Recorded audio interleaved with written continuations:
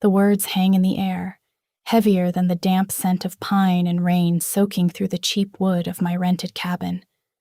They are not a question. They are a verdict, a pronouncement of ownership, delivered in that voice I have spent 8 months trying to forget. A voice like crushed velvet and jagged stones, soft and lethal all at once. You thought you could hide my child from me, Julia?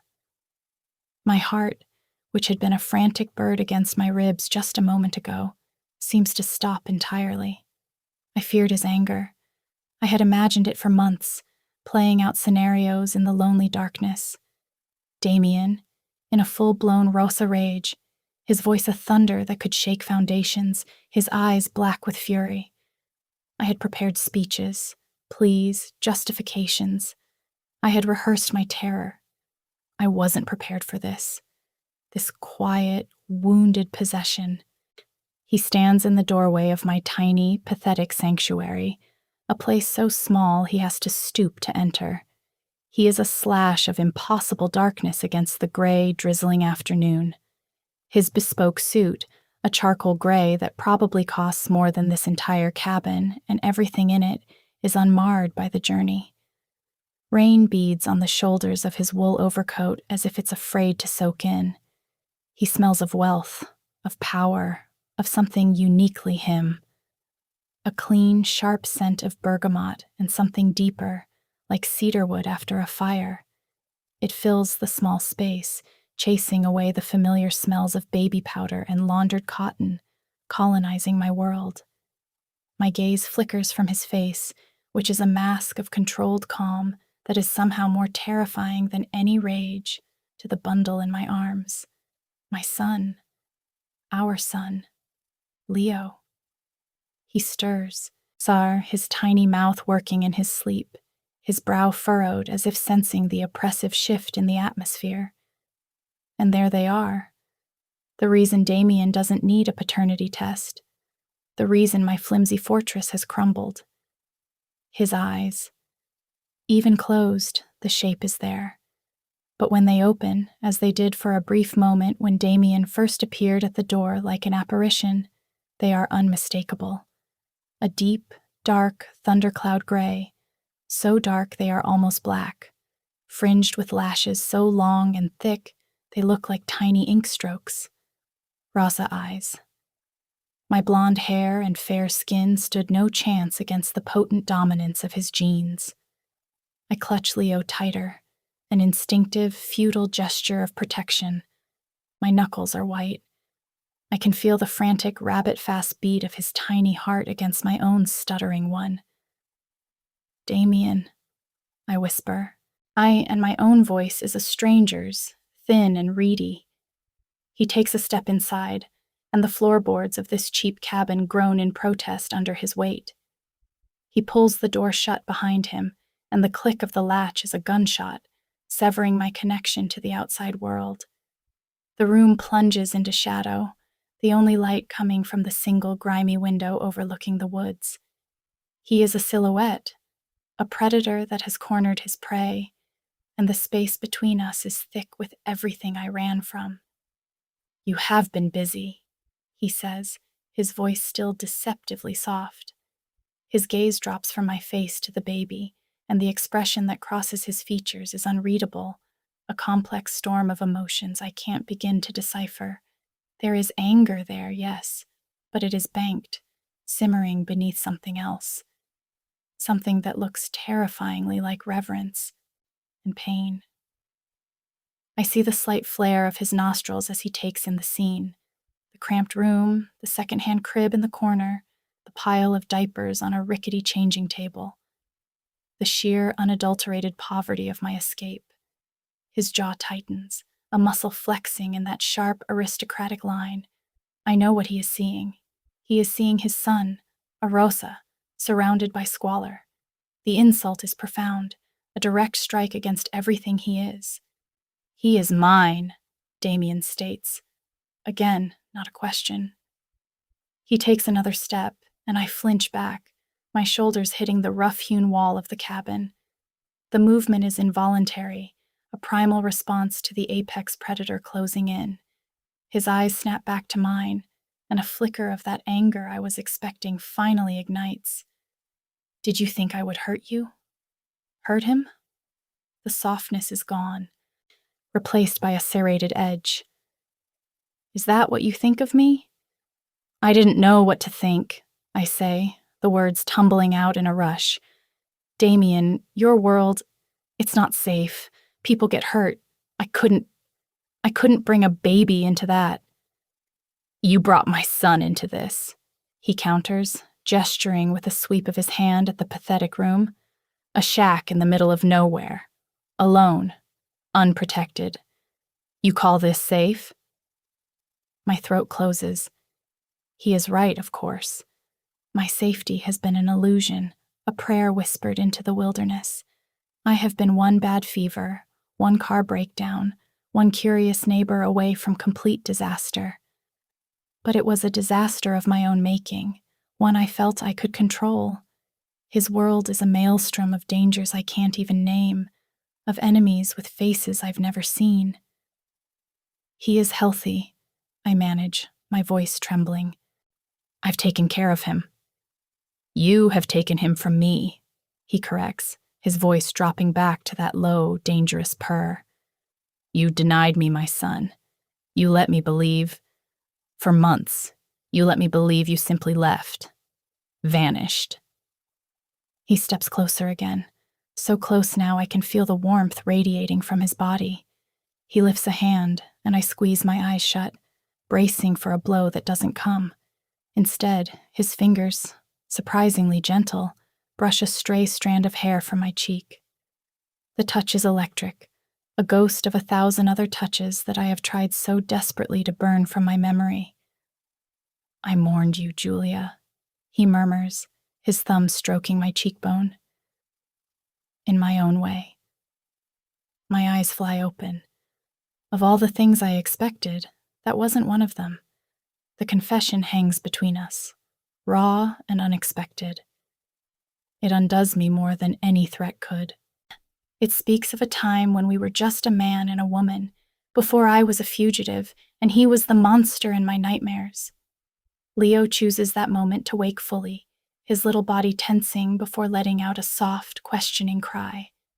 It's his hungry cry, the one I know better than my own breathing. Instinct takes over. I shift him in my arms, murmuring nonsense words, trying to soothe him, but his cries grow louder, filling the suffocating silence. Damian's attention is solely on the baby now. His hard expression softens almost imperceptibly at the edges. The possessiveness is still there, but it's mingled with a profound, aching curiosity. He looks like a man staring at a miracle he never knew he'd been denied. What is his name? He asks, his voice rough. Leo, I choke out. Leo, he repeats, testing the name on his tongue. He reaches out again, not for me this time, but for the baby. His long, elegant finger, a finger that has likely signed contracts worth billions and condemned men to fates I can't imagine, gently touches Leo's tiny, clenched fist. Leo's fingers, impossibly small, reflexively uncurl and grasp Damian's finger. The world stops. I watch as something fundamental shifts in Damian's face. The hardness, the anger, the wounded pride. It all recedes, replaced by a look of such profound, unguarded awe that it steals my breath. He is no longer the fearsome Damian Rossa, ruler of a dark empire. He is just a man, staring at his son for the very first time. In that single silent moment, I see the man I fell in love with, the one hidden beneath layers of power and pain. And I know, with a certainty that chills me to the bone, that my life as a free woman is over. He will never let us go now. Pack your things, he says, his voice thick with emotion as he pulls his finger away, as if the contact burned him. His gaze lifts back to mine, the mask of control snapping back into place, but not before I saw the crack in it. You and Leo are coming home. This is our home, I lie, a pathetic act of defiance. A humorless smile touches his lips. No, Julia, this was your hiding place. Home is with me. He looks around the room with unconcealed disdain. You have 5 minutes. My men are outside. They will take your bags. We are leaving. My men are outside. The words confirm what I already knew. This wasn't a chance discovery. He didn't just happen upon me. This was a hunt, and it is over. I look down at Leo, who is quieted, his dark eyes staring up at me. Trusting and oblivious, I ran to protect him, and I have led the wolf right to his door. There is no argument to be made. I see that in the rigid set of his shoulders, the finality in his tone. Fighting him here would be like arguing with a hurricane. So I nod, a single jerky movement of my head. Defeated. He watches me for a moment longer, his expression unreadable once more, then turns and walks out of the cabin, leaving me in the sudden, echoing silence, the scent of him lingering like a brand. The 5 minutes he has given me feel like both a lifetime and no time at all. My hands shake as I move, my brain a fog of panic. I mechanically gather the few precious things that make up our life: a worn stuffed bear, a handful of baby clothes, the faded photograph of my parents I keep on the nightstand. 2 men, I dressed in the same impeccable black suits as Damian's usual security detail, enter without knocking. They are mountains of muscle and silence. They don't look at me. Their eyes are blank, professional. One of them begins efficiently packing my meager belongings into expensive-looking duffel bags I have never seen before, while the other stands by the door, a silent, imposing guard. They move with a chilling proficiency that tells me they have done this many times before. I change Leo's diaper and wrap him in his warmest blanket, my movements clumsy, my fingers fumbling with the snaps. He gurgles, blissfully unaware that his entire world is about to be uprooted. As I lift him into my arms, I catch our reflection in the grimy window pane. A pale, terrified woman and a tiny, precious baby. A Madonna and child for a fallen world. Though when I step outside, the drizzle has turned into a steady, cold rain. A fleet of black, menacing vehicles is parked on the muddy track leading to the cabin. They are so out of place in this rustic wilderness that they look like alien spacecraft. Damian stands beside the open door of the rear car, an imposing black umbrella held over him by another of his men. He is untouched by the weather, a king surveying his newly acquired territory. He says nothing as I approach, his eyes fixed on Leo. He simply gestures for me to get into the car. The interior is a cavern of plush leather and polished wood.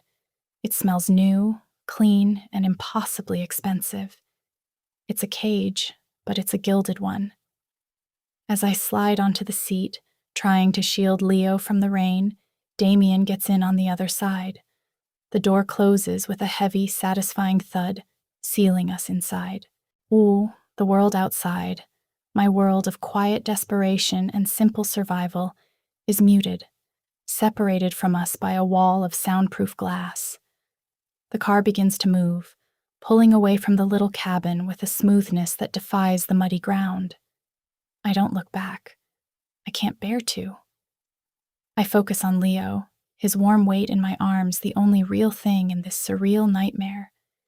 We drive in silence for what feels like an eternity. The only sounds are the rhythmic swish of the windshield wipers and Leo's soft, sleeping breaths. I am acutely aware of Damian beside me. He isn't touching me, but I can feel the heat of his body, the sheer force of his presence. He is staring straight ahead, his profile carved from granite, but I know he is aware of every breath I take, every nervous shift of my body. "Where are you taking us?" I finally ask, my voice barely a whisper. "Home," he says again, without looking at me. "To my home. Our home." "I don't want your home, Damian. I don't want your life." This time he does turn his head. His gaze is intense, pinning me to the leather seat. You forfeited your right to choose what you want when you ran away with my son. You made a choice then, Julia. Now I am making one. The finality in his voice is absolute. There is no negotiation. My choices have led me here, back into the heart of the world I fled, but this time, I am not just a lover. I am the mother of the Rossa heir. My status has changed, and so have the rules. I am no longer a guest in his world. I am a prisoner, a precious, valuable prisoner. The journey continues in that taut silence. We leave the winding country roads and merge onto a highway. The landscape blurs past, our green turning to gray as we approach the city. His city. The towering skyscrapers of the financial district are like jagged teeth against the bruised sky. This is the heart of his empire, the place from which his power radiates like a dark sun. We don't stop in the city center. The convoy bypasses the urban sprawl, heading towards the exclusive, old-money enclave perched on the cliffs overlooking the ocean. The gates to his estate are immense, wrought iron monstrosities that swing open silently as we approach. We drive up a long, winding driveway lined with ancient, manicured trees. The rain has softened to a fine mist, and the air smells of salt and wet earth. And then I see it. The house. It's not a house. It's a fortress. A modern monolith of glass, steel, and dark stone that seems to grow out of the cliffside itself. It's magnificent and terrifying, a testament to wealth so vast it's obscene. It's isolated, imposing, and utterly inescapable. The car pulls to a stop under a large portico, and the door is immediately opened by another silent man in a black suit. Damian gets out first, then turns and waits for me. He doesn't offer a hand. He just waits, his expression impassive. Clutching Leo, I step out of the car and into the cool, salty air. I follow him up a set of wide stone steps and through a pair of glass doors so large they could belong to a museum. The inside is even more breathtaking and intimidating than the outside. The foyer is a cavernous, 3-story atrium with a wall of glass that offers a panoramic, dizzying view of the churning gray ocean below. The floors are polished black marble, reflecting the muted light like a dark mirror. The air is cool and still, scented faintly with flowers and lemon oil. It is the most beautiful prison I have ever seen. A woman is waiting for us. She is older, in her late 50s perhaps, with her gray hair pulled into a severe bun and a face that seems to have been permanently set in an expression of disapproving competence. She wears a simple, impeccably tailored gray dress. "Mr. Rossa," she says, her voice crisp and formal. "Welcome home." Her eyes flicker to me and the baby in my arms, and for a fraction of a second, I see a flicker of surprise, but it's instantly suppressed. "Elena," Damian says, his tone softening slightly. "This is Julia, and this is my son Leo. They will be staying with us." "Of course, Mr. Rossa," Elena says, her gaze sweeping over me again, this time more thoroughly. It's not a warm look. Ooh, it's an assessment. She is cataloging my worn clothes, my pale, tired face. I feel like a stray animal being examined for fleas. "Julia and the baby will take the East Wing suite," Damian continues. "See to it that she has everything she needs, clothes, toiletries, anything, and prepare the nursery. I want it ready by tonight." "The nursery, sir?" Elena asks, her composure finally cracking for a moment. "Yes, the one next to my bedroom," he says, his eyes finding mine, a clear and deliberate message. He wants his son close, which means he wants me close. "Of course, sir. Right away," she says, recovering quickly. She turns to me. "If you will follow me, miss." I look at Damian, a silent, desperate appeal in my eyes. Don't do this. Don't leave me with her. He just gives me a small, almost imperceptible nod, a silent command to obey. Then he turns and strides away down a long hallway, his footsteps echoing on the marble, leaving me alone with his sentinel. I follow Elena, my own worn boots making no sound on the vast polished floor. I feel small and utterly out of place. We ascend a floating staircase that seems to be made of glass and air, my stomach lurching with every step. The second floor is a long gallery lined with modern art that is as cold and imposing as the house itself. Elena leads me to a set of double doors and pushes them open. "The East Wing Suite," she announces. The room is larger than my entire cabin. It's decorated in muted tones of cream, gray, and pale blue. A massive bed with a mountain of pillows sits against one wall.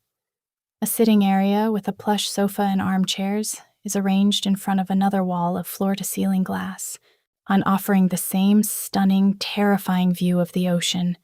It's luxurious, elegant, and completely impersonal. There is nothing of me here, nothing of the life I've built. "Your new clothes are in the closet," Elena says, her tone flat.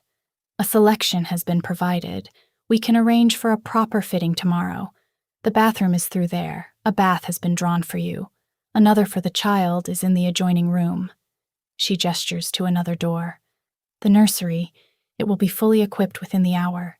Is there anything else you require immediately?" Her efficiency is a weapon. It strips me of any agency, any pretense that I am anything other than a package that has just been delivered. "No," I say, my voice small. "Thank you." She gives a stiff nod. "Dinner is at 8. Mr. Rossa expects you to join him." With that, she turns and leaves, closing the doors softly behind her, the click of the latch echoing the one in the cabin. I am alone again, but this solitude is different. This is the solitude of a cage. I walk slowly into the room, my arms aching from holding Leo for so long. I lay him gently in the center of the enormous bed. He looks so tiny against the vast expanse of white linen. I walk over to the window and press my hand against the cool glass. The ocean churns below, gray and relentless. There are no other houses in sight, just the endless roiling water and the unforgiving cliffs. I am isolated, cut off from the world, a prisoner in a palace. Tears I didn't know I was holding back begin to fall, hot and silent. I cry for my lost freedom, for my foolish illusion of safety. I cry for the simple, hard life that was mine, a life that now feels like a distant dream. And I cry for my son, who has been born into a gilded cage he may never escape. A soft knock on the door startles me. I quickly wipe my tears, my heart pounding. "Yes." The door opens, and one of the silent men places the duffel bags of my old life just inside the door, then retreats without a word. The sight of my worn, cheap bags on the plush, cream-colored carpet is jarring. It's a stark reminder of the two worlds colliding, my world and Damian's, and his world always wins. I spend the next hour in a daze, moving on autopilot. I give Leo a bath in the ridiculously opulent baby tub that has appeared in the nursery, a room that is rapidly being filled with the finest baby furniture and toys money can buy. I dress him in a soft cashmere onesie that was laid out for him, a garment that probably cost more than my entire pre-Damian wardrobe. Then I explore the walk-in closet. It is filled with clothes, dozens of outfits, all in my size. Dresses, sweaters, trousers, lingerie, all new, all from designers whose names I only know from magazines. It's an arsenal of attire designed to transform me from the fugitive in the woods to a woman who belongs in this house, a woman who belongs to him. I choose the simplest thing I can find, a pair of black silk trousers and a soft cashmere sweater the color of oatmeal. The fabric feels alien against my skin, too soft, too fine. I feel like I'm in costume. When I look in the mirror, I barely recognize the woman staring back. She is pale, and her eyes are wide with fear, but she is draped in wealth. She looks like she belongs here. The thought makes me sick to my stomach. At precisely 8 o'clock, there is another knock. It's Elena. "Mr. Rosa is waiting for you in the dining room." Leo is asleep in his new state-of-the-art crib in the nursery, a baby monitor with a video screen placed on the bedside table next to me. Leaving him feels like leaving a part of my own body behind, but I know I have no choice. I follow Elena back down the floating staircase and into a formal dining room. The table is a massive slab of dark wood that could seat 20. Tonight, only 2 places are set, at opposite ends. It feels less like an intimate dinner and more like a parley between 2 warring nations. Damian is already there, standing by the window, looking out at the dark ocean. He has changed out of his suit and into a dark gray sweater and black trousers, and a casual echo of my own outfit. He turns as I enter, and his eyes rake over me, an approving glint in their depths. "Julia," he says, his voice a low rumble. "You look better." He gestures to the chair at the far end of the table. I walk the long distance, the silence stretching between us, and sit down. A moment later, silent staff begin to serve dinner. The food is exquisite, course after course of perfectly cooked, beautifully presented dishes. I can barely taste any of it. My stomach is a tight knot of anxiety. We eat in silence for a long time. The only sounds are the clink of silverware on porcelain and the distant roar of the ocean. The tension is a physical presence, a third guest at the table. Finally, Damian sets down his fork and fixes me with that intense, penetrating gaze. "We need to set some ground rules." "Ground rules?" I ask, my voice barely audible. "I'm your prisoner. What rules are there besides obeying you?" A flicker of irritation crosses his face. "You are not my prisoner, Julia. You are the mother of my son. You will be treated with the respect that position affords, but you will not leave this estate without my permission and without my security. You will not attempt to contact anyone from your old life. Your phone has been disposed of. You will be given a new one, with pre-approved contacts." My blood runs cold. "Pre-approved contacts?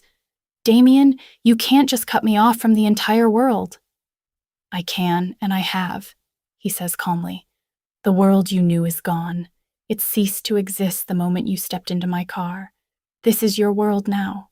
Your safety, and more importantly, Leo's safety, depends on your acceptance of that fact."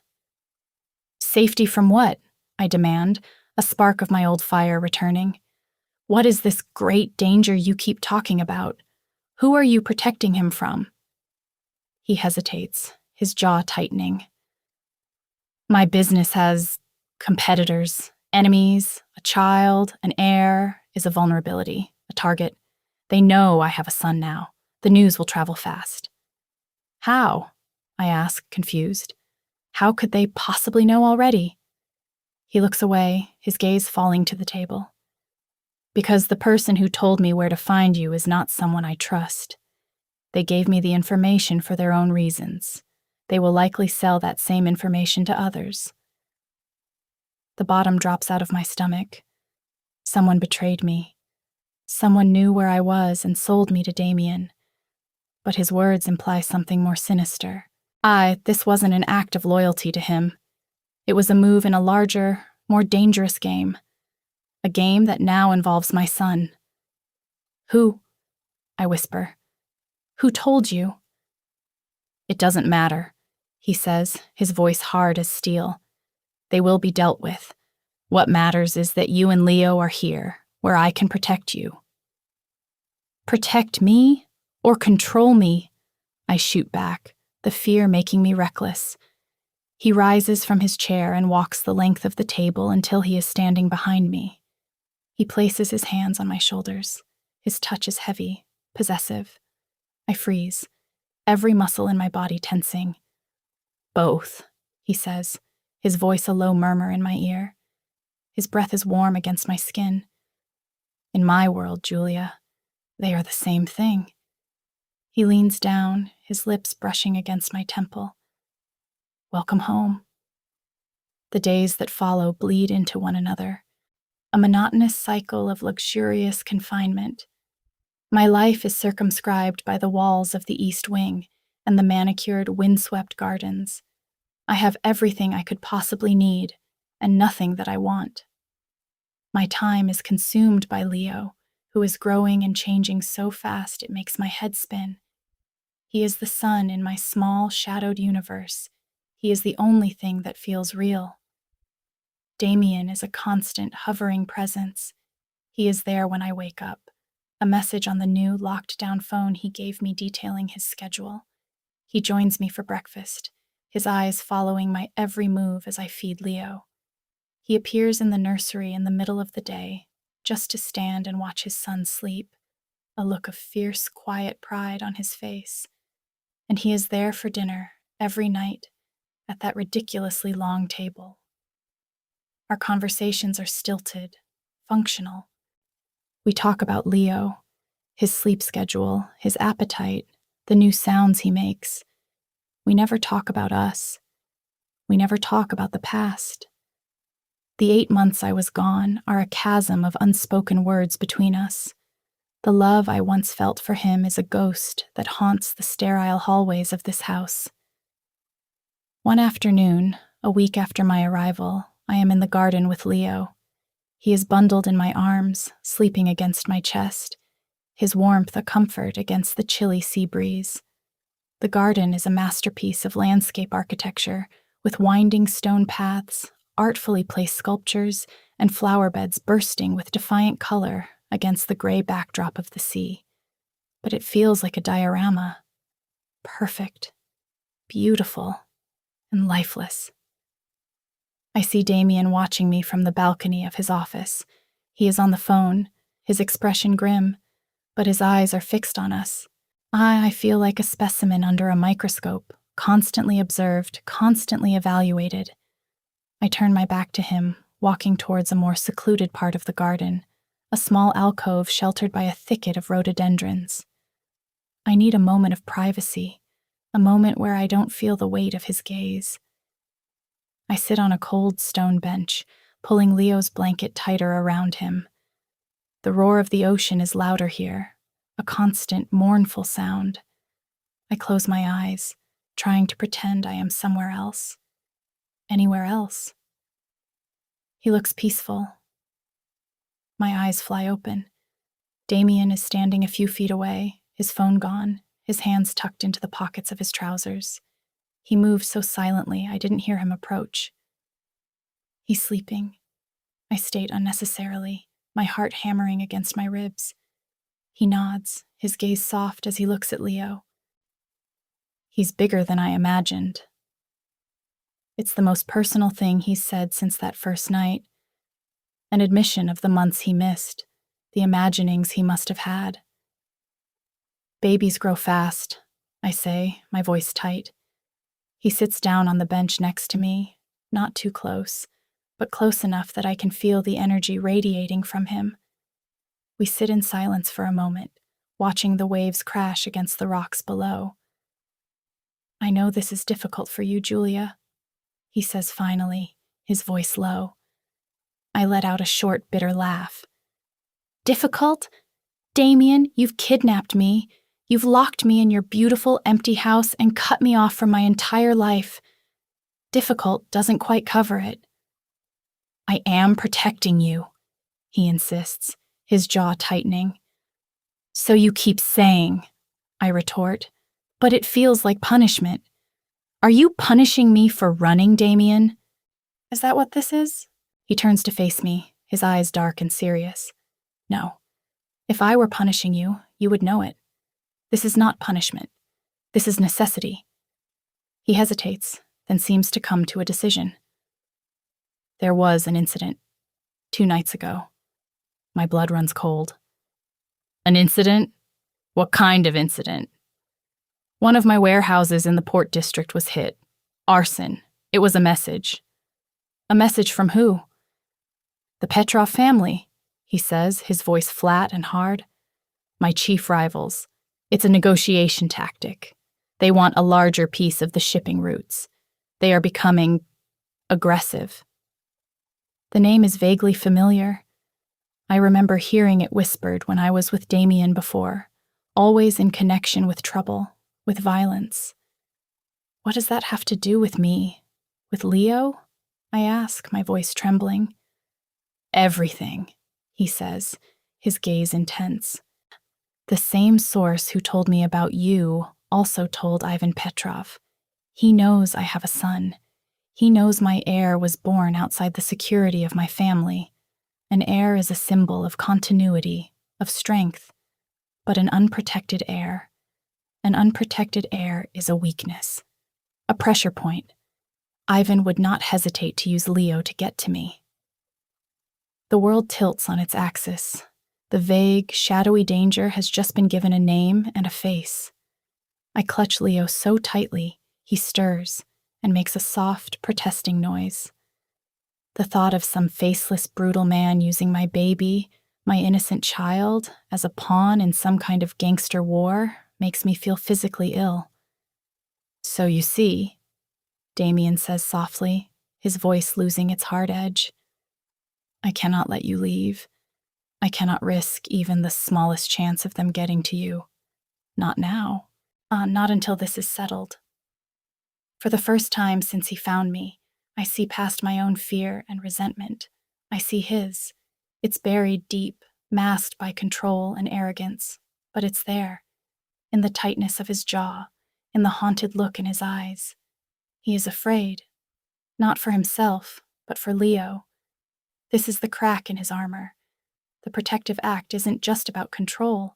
It's born of a genuine primal fear that I, in my naivete, can suddenly, terrifyingly understand. What does settled mean? I whisper, dreading the answer. He looks out at the ocean, his face a grim mask. It means I remove the threat. The words are chillingly simple, and I know they mean violence. They mean a war is coming, and my son is the reason for it. In my desperate attempt to keep Leo safe from Damian's world, I have inadvertently made him the very center of its most dangerous conflict. That night, I can't sleep. Every creak of the house, every gust of wind rattling the windows, sounds like a threat. I lie in the enormous empty bed, staring at the video monitor, at the peaceful, sleeping form of my son. The knowledge that he is a target has changed everything. The house no longer feels like a prison to keep me in. It feels like a fortress to keep the world out. Around 2 a.m, I give up on sleep. I slip out of bed and go into the nursery. The room is bathed in the soft glow of a nightlight shaped like a moon. I stand over Leo's crib, my hand resting gently on his back, feeling the steady rise and fall of his breathing. He is so small, so perfect. The fierce, protective love I feel for him is a physical ache in my chest. The door to the nursery creaks open. I jump, my heart leaping into my throat. Damian stands in the doorway, a dark silhouette against the light from the hallway. He is wearing only a pair of dark pajama pants, his chest bare. In the dim light, I can see the faint tracery of old scars on his torso, white lines against his tanned skin. I saw you on the monitor, he says, his voice a low rumble. I thought something was wrong. No, I whisper. He's fine. I just couldn't sleep. He walks into the room and comes to stand on the other side of the crib. We are separated by our sleeping son. For a long moment, we just stand there, 2 sentinels in the dark, watching over the most precious thing in either of our lives. I used to do this, he says, his voice surprisingly soft, almost nostalgic. When I was a boy, my younger brother, Matteo, he was always small for his age, sickly. I would sneak into his room at night to make sure he was still breathing. I stare at him, stunned. He has never spoken of his family before. I knew his parents were dead, and I had heard whispers of a brother who died young, but Damian never confirmed it. I didn't know you had a brother, I say gently. He lets out a long, slow breath. He died when I was 16. He was 12. He runs a hand through his already disheveled hair. It was a fever. It came on fast. My father was busy. He was in the middle of a war with the old families. He didn't think it was serious. He sent his own doctor, but it was too late. He pauses, and the silence is filled with a grief that is still palpable after all these years. I was with him, at the end. He was so small. His voice cracks on the last word, and he has to clear his throat. My father. He never forgave himself. He became harder after that, more ruthless. He taught me that sentiment, any distraction, was a weakness that your enemies would exploit. He taught me that the only way to protect what is yours is with absolute control. Suddenly, I understand. I understand the walls he has built around himself. I understand the obsession with control, the ruthless efficiency. It all stems from this, from a 16-year-old boy watching his little brother die, feeling helpless, from a father who channeled his grief into a brutal philosophy of power. That's why you're so afraid for Leo, I whisper, the pieces clicking into place. He looks at me, his eyes dark and vulnerable in the dim light. It's the most unguarded I have ever seen him. The mask is gone, and in its place is the boy who couldn't save his brother. He has my name, Damian says, his voice thick with emotion. He is my blood. I will not fail him like my father failed Matteo. I will not fail him like I failed Matteo. You didn't fail him, Damian, I say softly. You were a child. I was old enough, he counters, the hardness returning to his voice. Old enough to know something was wrong. I should have done more. He looks down at Leo again, and the fierce, protective look on his face is so intense it's almost painful to watch. This isn't just about a powerful man wanting an heir. This is about a wounded man trying to redeem a past he can never change. This is his second chance. Without thinking, I reach across the crib and place my hand over his. His skin is warm. He flinches at the contact, as if surprised by it, but he doesn't pull away. His hand is large and calloused, engulfing mine completely. We won't fail him, I say, my voice firm. And for the first time, I use the word we and mean it. In that moment, standing in the dark, united by our shared love and fear for our son, we are not captor and captive. We are parents, a team. He looks from our joined hands to my face, his expression unreadable. He slowly turns his hand over and tangles his fingers with mine. His grip is strong, grounding. He holds on as if he's afraid I'll disappear, as if he's afraid to be alone in the dark again. We stand like that for a long time, holding hands over our sleeping son, the silence between us no longer tense and suffocating, but filled with a fragile, unspoken understanding. The turning point isn't a grand gesture or a passionate kiss. It's this quiet, shared vulnerability in the dead of night. It's the moment I stop seeing Damian Rossa as a monster and start seeing him as a man. A broken, dangerous, complicated man. A man I am still, terrifyingly, in love with. The dynamic in the house shifts after that night. The change is subtle, but profound. The space between us at the dinner table seems to shrink. Our silences are more comfortable, our conversations less stilted. He starts asking about my day, about the books I'm reading from the vast, unused library. I start asking about his work, not the dark, violent parts, but the legitimate side of his empire. The construction projects, the stock market plays. He answers me cautiously at first, then with a surprising openness, as if he's relieved to have someone to talk to who isn't a subordinate or an enemy. One evening, he doesn't go to his office after dinner. Instead, he follows me to the living area adjoining my suite. Leo is having some tummy time on a soft playmat on the floor, and I'm sitting on the sofa, watching him. Damian doesn't sit next to me. He lowers his large frame to the floor, cross-legged, a few feet from his son. It's such an un-Damian-like thing to do that I find myself staring. Leo, who has just mastered lifting his head, catches sight of this new, interesting shape in his field of vision. He gives a gurgle of effort and pushes up, his head wobbling, his dark Rossa eyes wide with curiosity. A slow, genuine smile spreads across Damian's face. It transforms him, chasing away the shadows and revealing the handsome and charismatic man I first met. He lies down on his stomach, mirroring Leo, so they are face to face. "Hello, little man," he says, his voice a soft rumble. "You're a strong one, aren't you?" Leo lets out a happy squeal and kicks his legs, his tiny fists batting at the air. I watch them, a lump forming in my throat. This is the family I never dared to dream of, a father adoring his son, a peaceful domestic moment in the heart of a gilded cage. It's a beautiful, dangerous illusion. "He likes you," I say softly. Damian looks over at me, his smile lingering. He has no choice. I'm his father. There's a teasing note in his voice, a lightness I haven't heard in years. "He has your determination," I observe, watching Leo strain to keep his head up.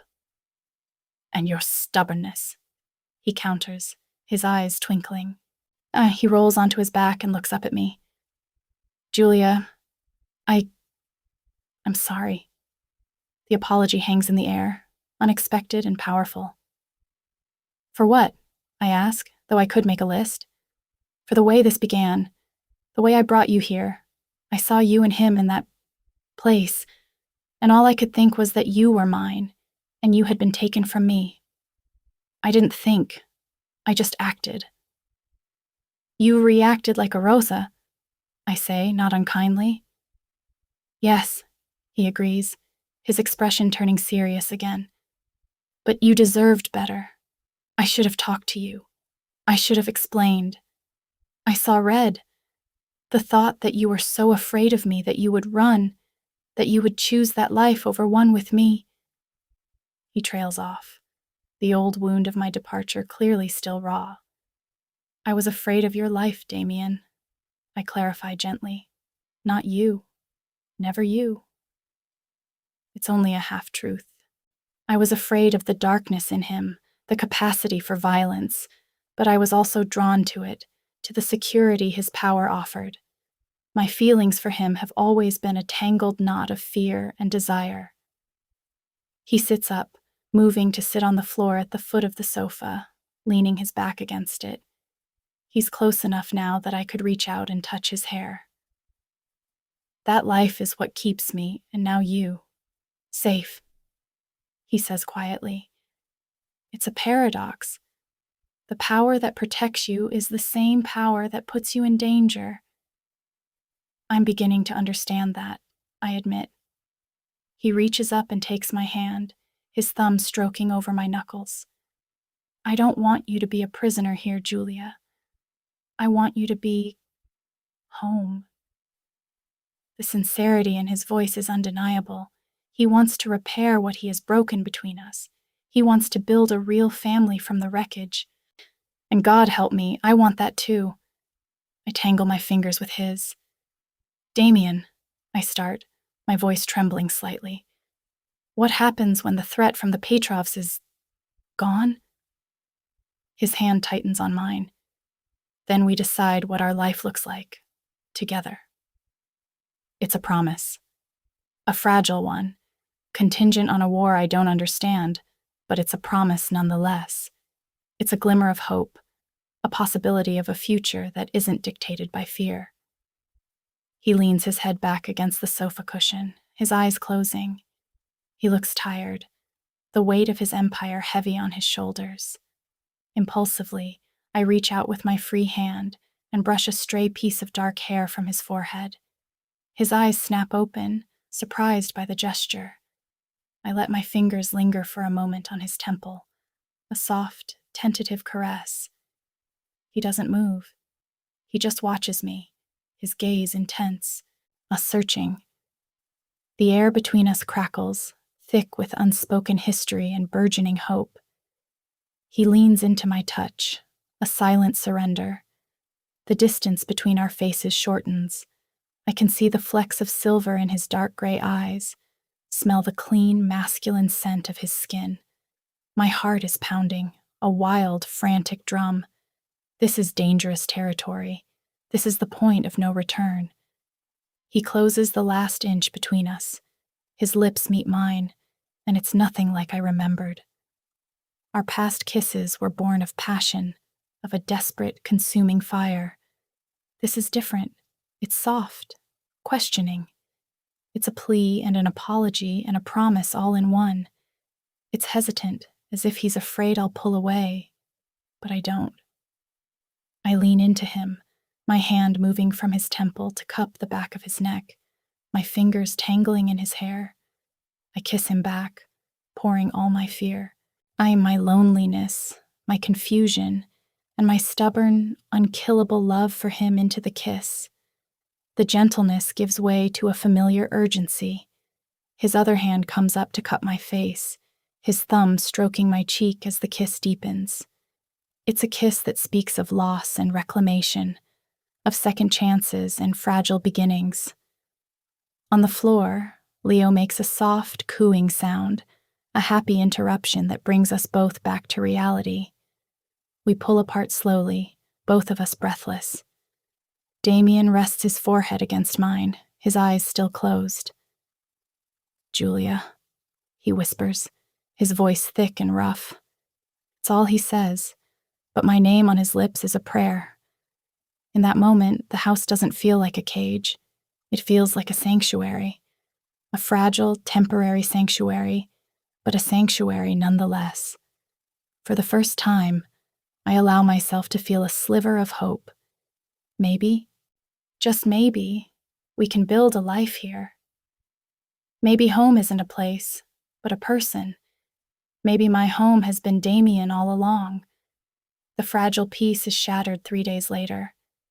I am in the library, a vast 2-story room lined with books from floor to ceiling. Leo is napping upstairs, and I'm taking a rare hour for myself. I'm curled in a leather armchair, a first edition of a classic novel open in my lap, though I'm mostly just enjoying the quiet and the smell of old paper and wood smoke from the fireplace. Damian is in a meeting in his office. I know it's a serious one. His second in command, a stern, quiet man named Marco, arrived an hour ago, his face grim. The atmosphere in the house has been tense all morning. Suddenly, a woman's voice, sharp and imperious, rings out from the foyer. "Damian! Where are you? I know you're here!" I sit up, my heart starting to pound. I don't recognize the voice, but it's filled with a sense of entitlement, of someone who is used to being obeyed. I hear Elena's crisp, flustered tones trying to intercept her. "Miss Dubois, Mr. Rossa is in a meeting. He left strict instructions not to be disturbed." "Don't be ridiculous, Elena.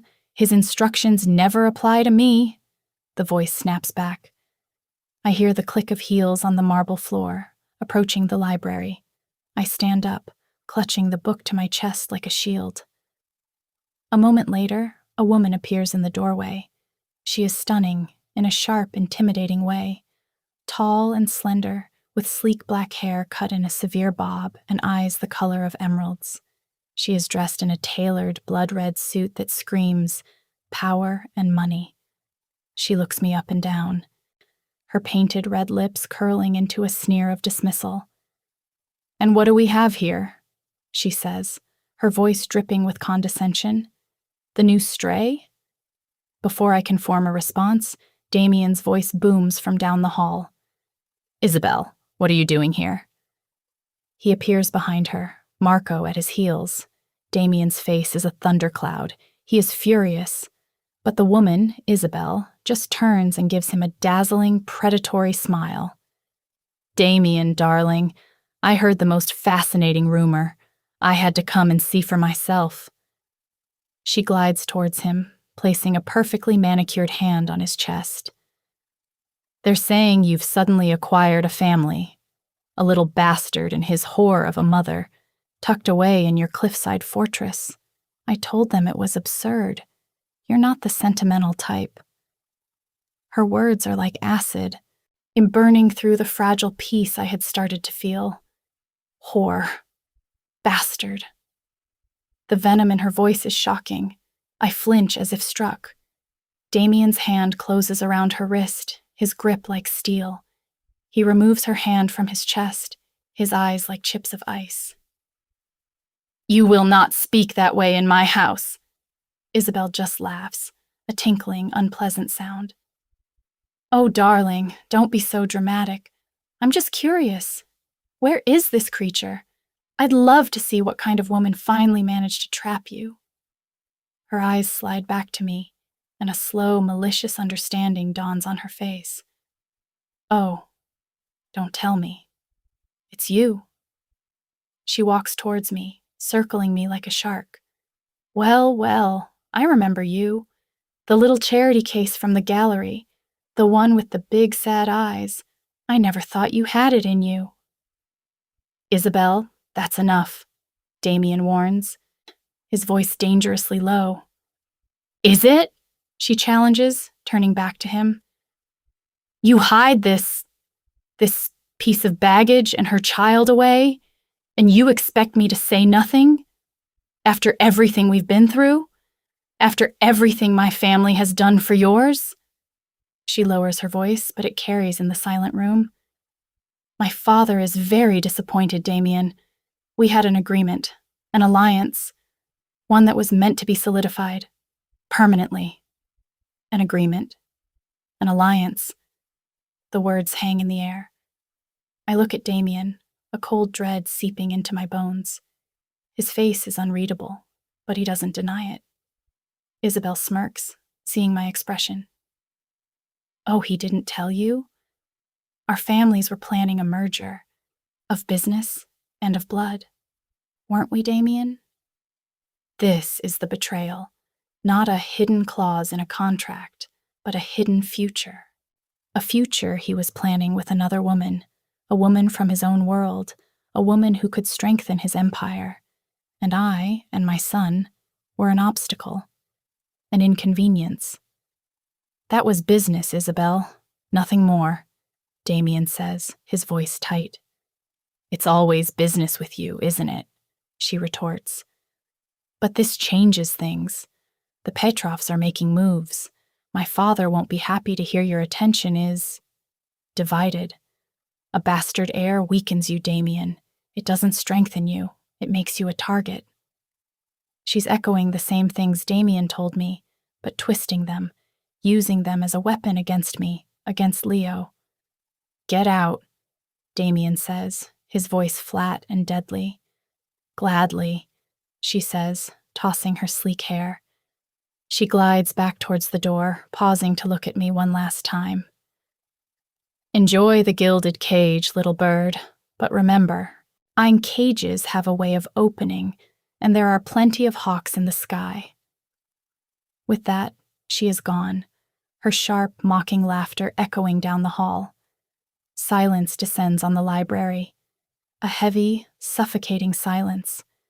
Marco gives Damian a grim, sympathetic look, then murmurs something about waiting in the office and discreetly disappears.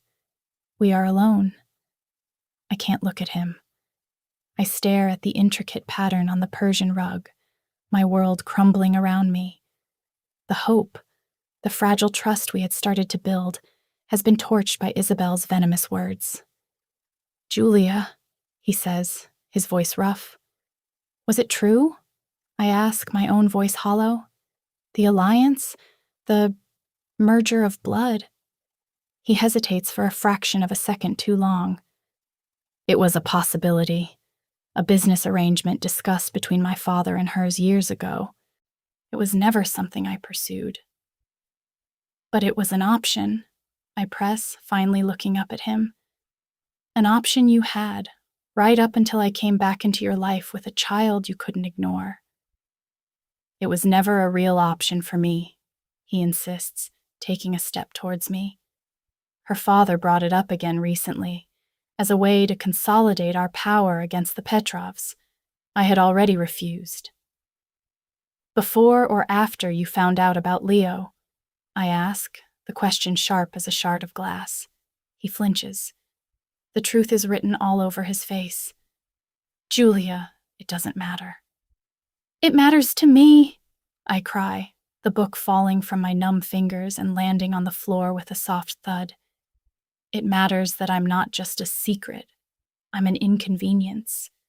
I'm the reason you've jeopardized an alliance that could protect you. Don't you see? Her being here? Her saying those things. It puts a target on our backs. She hates me. She hates Leo. What's to stop her from being the one to tell the Petrovs exactly where to find us? The horror of that thought dawns on me as I say it.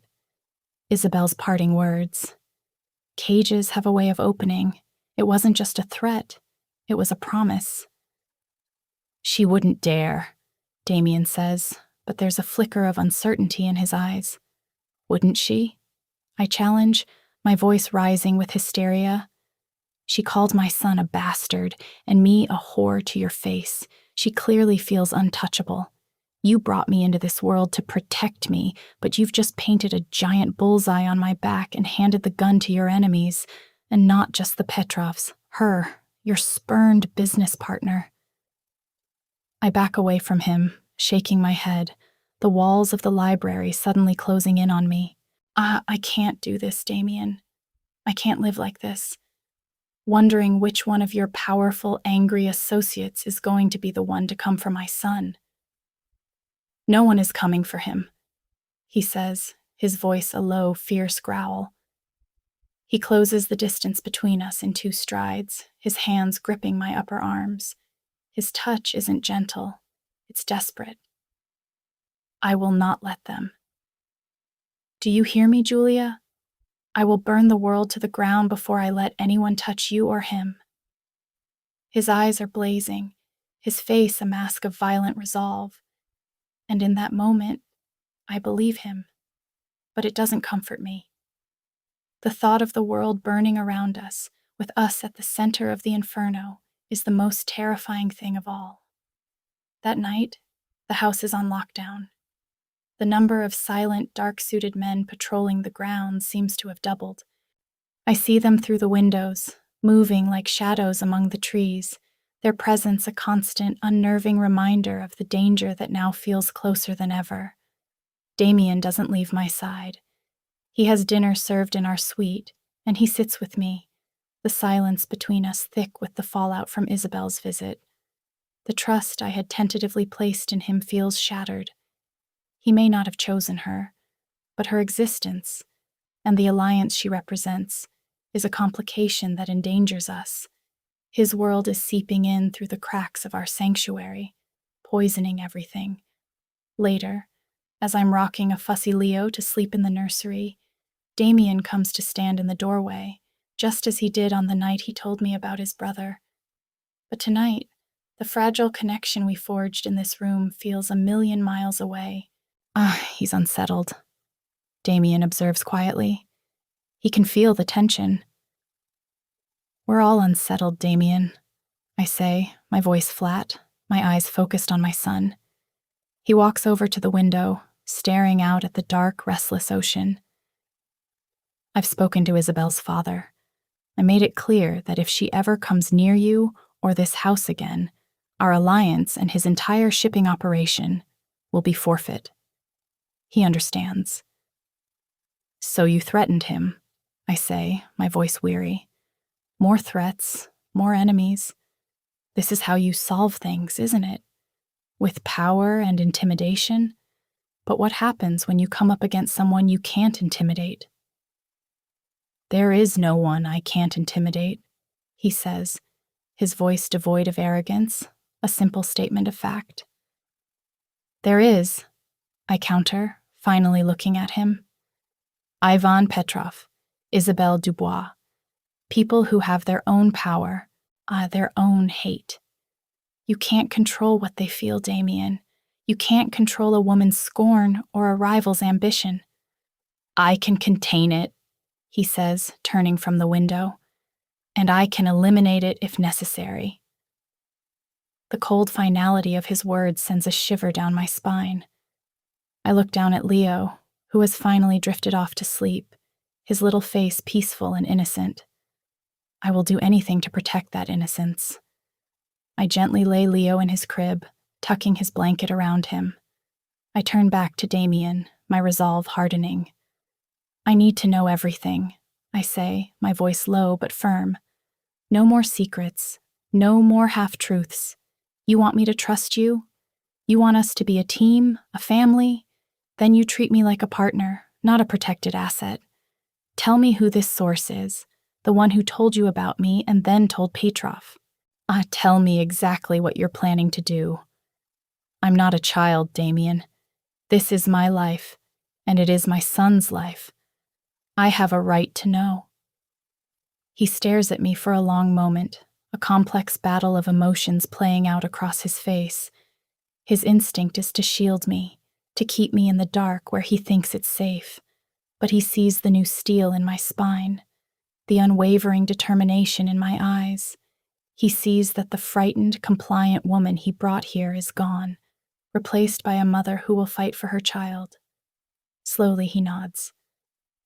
All right, Julia, he says, his voice heavy. All right, you have a right to know. He leads me not to the living area, but to his office, a place I have never been invited into before. It's a dark, masculine room, dominated by a massive mahogany desk and lined with shelves of leather-bound books that look far more red than the ones in the library. A large tactical map of the city's port district is mounted on one wall, covered in pins and markings. This is the war room. He closes the door, the sound echoing the finality of his decision.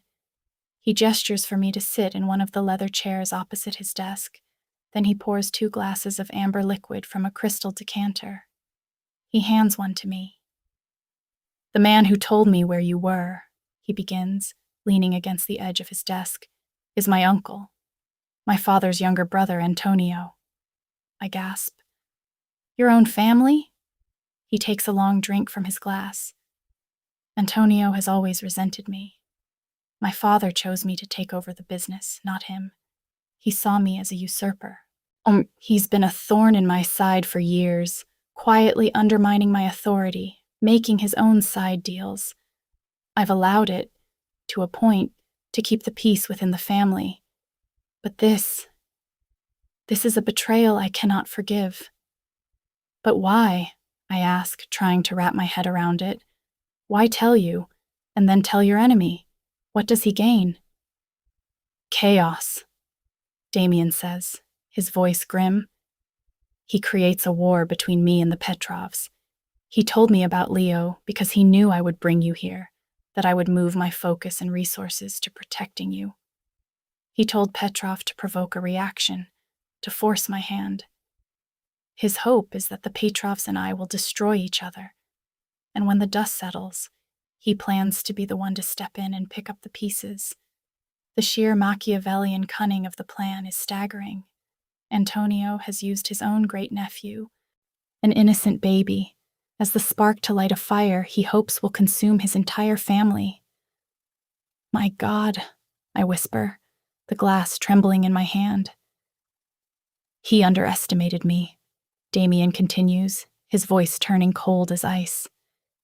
He thinks I'm distracted. He thinks my emotions for you and the boy have made me weak. He is wrong. They have made me more focused than I have ever been in my life. He walks over to the map on the wall. The Petrovs are making their move tonight. They believe I'm vulnerable. They are planning to hit a second warehouse, a more important one. They think it will force me to the negotiating table, where they will demand concessions I can't afford to give. He turns to look at me, his eyes blazing with a terrifying light. But Marco and my men are not at that warehouse. They are here. The final piece of the puzzle clicks into place. The heightened security, the tension. It wasn't just defensive. He's been waiting for them. You're using it as a trap, I breathe. Antonio and Petrov think they are playing me, he says, a ruthless smile touching his lips. But I have been playing them from the moment my uncle made his call. Tonight, I will cut the head off the snake. I will end the Petrov threat permanently. And then, I will deal with my uncle. A sudden, deafening alarm begins to blare through the house. Red lights flash in the hallway. My heart stops. Damian doesn't even flinch. He pulls a small radio from his desk. Marco, report. Marco's voice crackles through the speaker, calm and professional despite the chaos. Perimeter breach on the South Cliff path, boss. 2 boats, approximately 20 men. They've bypassed the main gate sensors, just as you predicted. They're here. They're on the property. My blood turns to ice. Damian looks at me, his face calm and commanding. Julia, I need you to go to the nursery, lock the door. There is a reinforced panic room behind the far wall. Elena knows the code. She is on her way to you now. Do not open that door for anyone but me. Do you understand? I can only nod, my throat too tight to speak. Go, he commands. He pulls open a drawer in his desk and removes a sleek black handgun, checking the clip with an efficient, practiced motion. The sight of it makes the danger terrifyingly real. I run from the office, my heart pounding in my ears, the alarm a deafening shriek.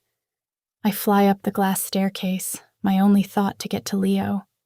I burst into the nursery to find Elena already there, her usual stern composure replaced by a pale, grim resolve. She is holding a sleeping Leo, who has miraculously not woken through the noise. This way, miss, she says, her voice tight, and leads me to the far wall, which is covered in a whimsical mural of forest animals. She presses a sequence of hidden buttons, and a section of the wall swings inward, revealing a heavy steel door. She punches a code into a keypad, and the door opens with a heavy hiss. The room inside is small and stark, with its own ventilation and a bank of security monitors showing different angles of the estate. Get inside, Elena urges. I hesitate at the door, my eyes on the monitors. I can see them now, dark figures moving swiftly through the garden, armed with automatic weapons. And I see Damian's men, emerging from the shadows, a coordinated, silent counterattack. The garden has become a war zone. He'll be all right, won't he? I ask Elena, my voice a desperate plea. She looks at me, and for the first time, I see a glimmer of warmth in her severe eyes. Mr. Rossa has been fighting battles like this his whole life. He is protecting his family. There is no one more dangerous than that. She gently hands Leo to me, his small body a warm, precious weight in my arms. Now go, he needs you to be safe. I step inside the panic room, and Elena follows, swinging the heavy door shut behind us. The lock engages with a series of heavy, final-sounding clicks. The sound of the alarm is instantly cut off, replaced by the hum of the air filter and the frantic beating of my own heart. I clutch my son and stare at the monitors. I, a helpless spectator to the battle for our lives. I see Damian, a figure of controlled fury, directing his men, moving with a deadly grace that is both terrifying and captivating. This is his world, the dark, violent, brutal world I ran from. But he is not a monster. He is a king defending his castle, a father protecting his son. The fight is brutal, but mercifully short. Damian's preparation and superior tactics overwhelm the attackers. Within 15 minutes, it's over. The monitors show Damian's men securing the remaining intruders, their movements efficient and grim. And then I see him. Damian. He is standing in the center of the garden, rain starting to fall again, mixing with the smoke that hangs in the air. He is speaking into his radio, his posture rigid. He is safe. He is alive. Relief washes over me so powerfully my knees buckle. I sink onto the small bench inside the panic room, pulling Leo tighter, burying my face in his soft blanket, and finally letting the tears come. An hour later, the heavy door hisses open. Damian stands there, framed in the doorway.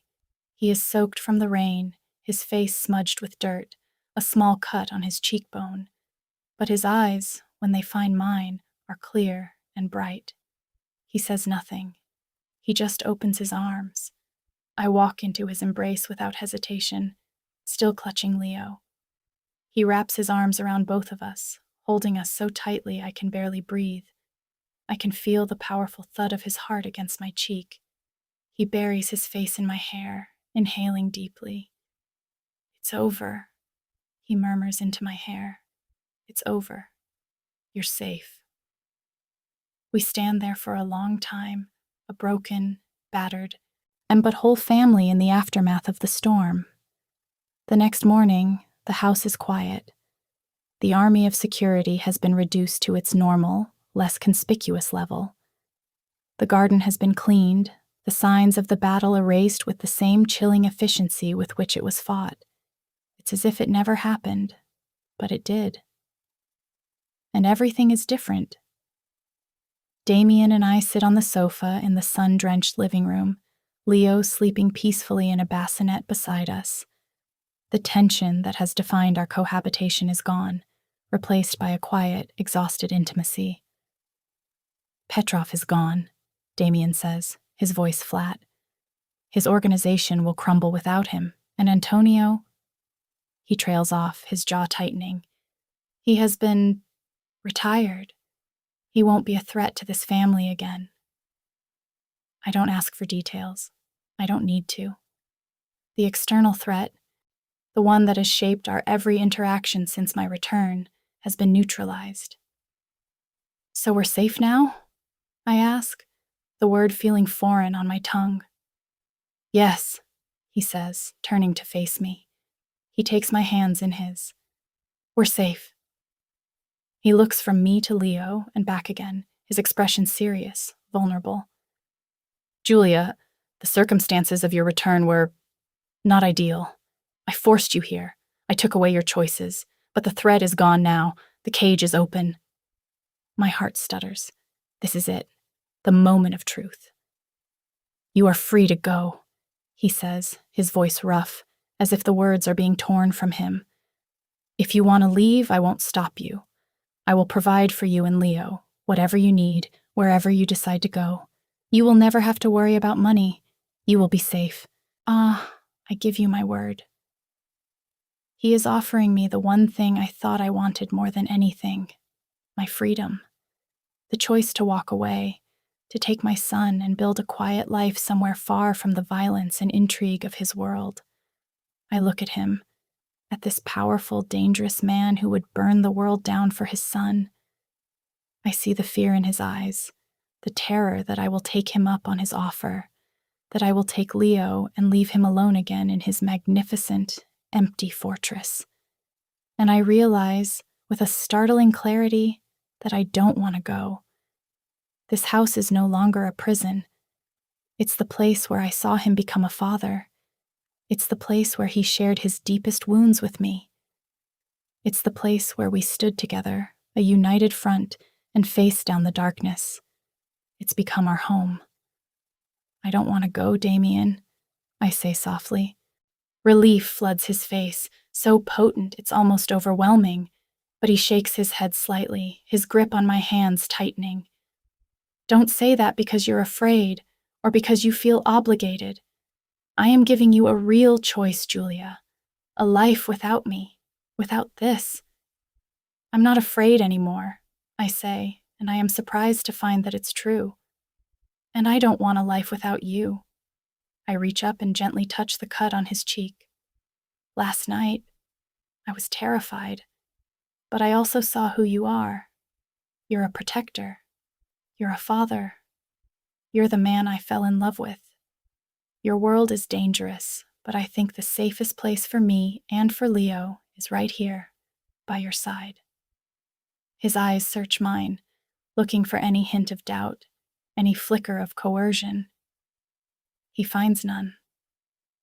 But I don't want to be your protected asset, I continue, my voice gaining strength. I don't want to be locked away. I want to be your partner, in everything. I want to build a life with you, a real one. No more secrets. A slow, brilliant smile spreads across his face, the one that still makes my heart skip a beat. He lifts my hand to his lips and kisses my knuckles.